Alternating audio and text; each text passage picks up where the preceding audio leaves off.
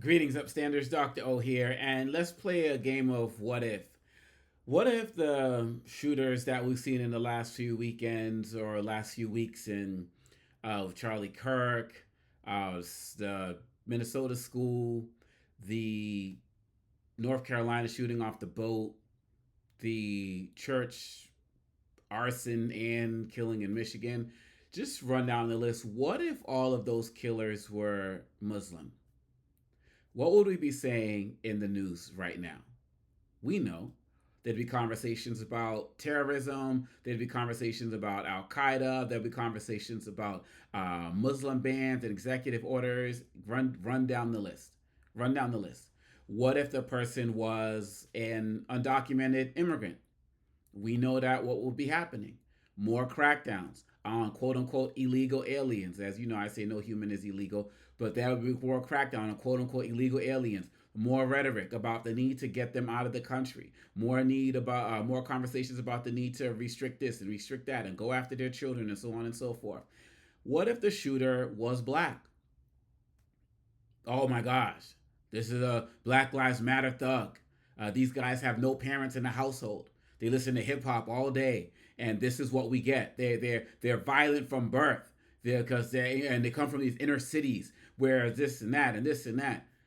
Just run down the list, and we already know, especially from this government, but from much of America in general, not only what the thoughts would be, but what the responses would be. Massive crackdowns, taking of guns, lock people up, throw away the key, guilty until proven innocent. I'm not speaking hypotheticals because this has been the case in the United States of America. But here we have a situation where all of these shooters, the overwhelming majority of them, at the very least, I can say, are white men with large power weapons. And America's response is mental health issues. America's response is it's got to be the radical left. When I say America, I mean government's response, the people who are in power and the people who are running the show as it relates to a lot of this stuff. And quite honestly, a lot of people within the country who aren't part of the government but just choose to not act when it's white men behaving badly. And as Dr. King said, in this country, you can't legislate morality, but you can regulate behavior. And when this country sees that it has a clear problem with other groups that are not white males, they are quick to act. And oftentimes they act in ways that are detrimental to the communities, but they do something. They have rapid response teams and all of these other types of things. Where's the rapid response teams when we see what's happening with so many? One of these shooters over the weekend, I believe the one in North Carolina or the one in Michigan. Sorry, I'm getting them confused. One was 40, I believe. But most are in their 20s. What is America going to do about this? And to be quite honest, as long as America continues to ignore the problems of white men behaving badly, going from Trump all the way down, it's never going to get as far as it can. Look, when we look at the Me Too movement, went after so many different groups: Bill Cosby, Harvey Weinstein. We saw some consequences. And for me, what I see right now, this is not a white people issue. This is not a white men issue. It's a white men with powerful guns issue that needs to be addressed. Most of these other killings that may happen from non-white people, it's very to happen in like inner cities and the like. It's very targeted, and the weapons that are used, thank goodness, are not high powered. Assault rifles and the like, because many of us can't get access to those types of things, thankfully. And it's first of all, to be clear, all of the violence is wrong and all of it needs to be condemned. But the actions of these guys don't rightly get condemned. And usually within 5 to 10 minutes of hearing these stories on the news, I hear that it's most likely something relating to mental health. And then I hear if the person is definitely somebody affiliated with MAGA or a Trump voter or a Trump supporter, that just gets excused away.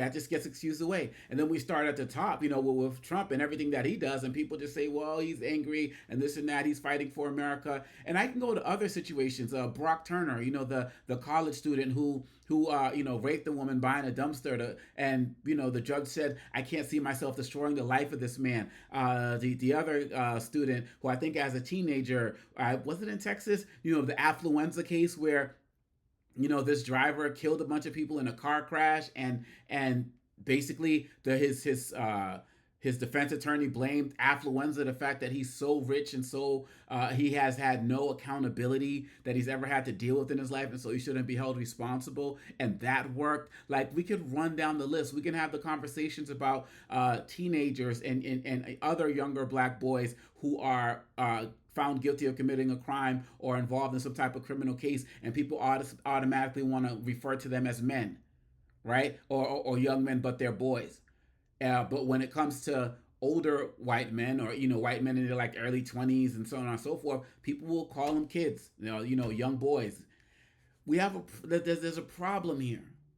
And if you read books like Influencer, The Power to Change Anything, they talk about if you target the group that is struggling the most, that is or that is committing the most whatever, that's how you make change. They talked about cases of AIDS spreading in Thailand, for example, in this book. Great book, Influencer, Power to Change Anything, Everything, or Anything. In Thailand, they had an issue with AIDS, and they went on this big campaign. They had celebrities out there talking about it and doing all of this stuff, but it didn't change. So what did they do? They actually ended up targeting the brothels and the places where people were engaged in prostitution and other types of things, and talked about safe sex patterns, and the cases of AIDS went down.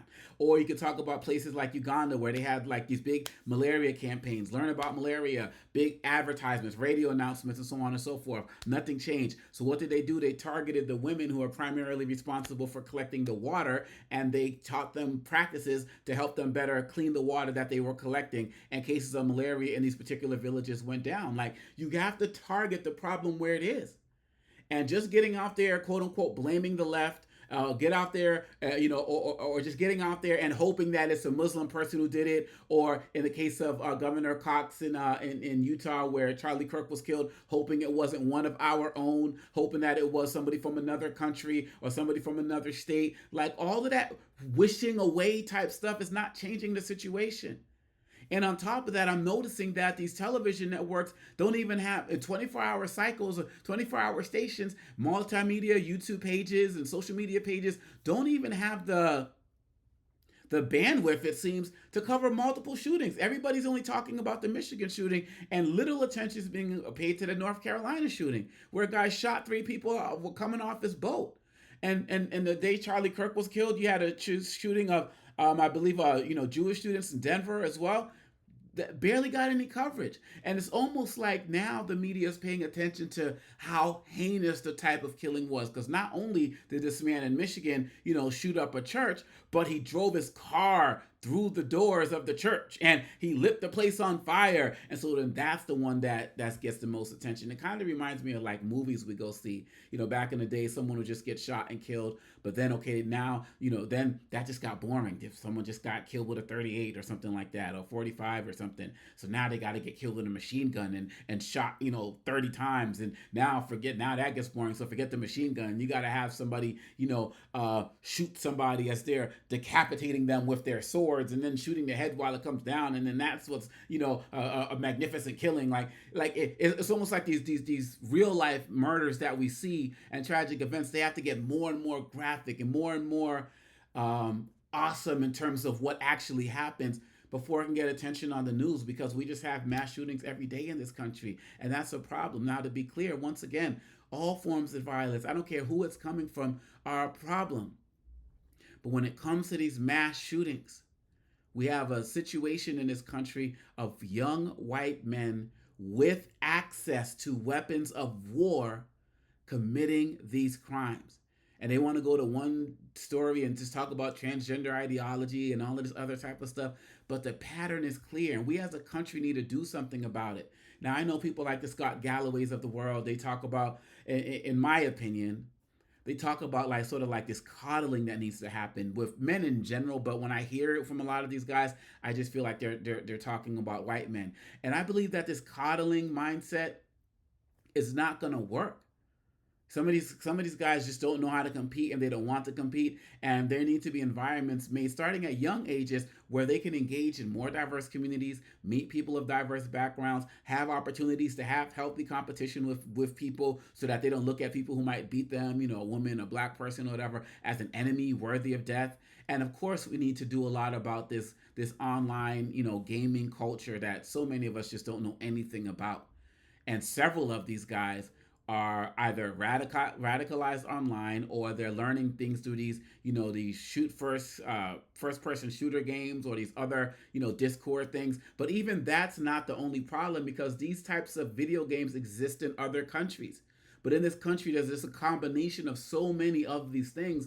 The problem is America just doesn't want to address it, and I wish in the immediate that we would just get rid of these assault rifles, and so we can at least limit the amounts of people that are going to be killed in these places and spaces, while we deal with all of the other things that we need to target, with how we need to address issues of men and loneliness. I believe that those things are necessary, but there's not enough penalties that are actually happening in real time for people who commit these crimes, or their families. In some states, you're supposed to get arrested when you provide the weapon that's used to kill people. Like, those types of things aren't happening. There's no accountability for these families. Oh well, they're MAGA, so they must have come from a great family.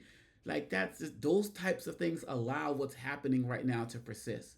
And if we don't get better at this, it's only going to get worse. I feel like even as I'm recording this, there's another mass shooting that's taking place that's probably not even going to get recorded or reported because it wasn't heinous enough. Is that how far we've descended into America? We got to do better.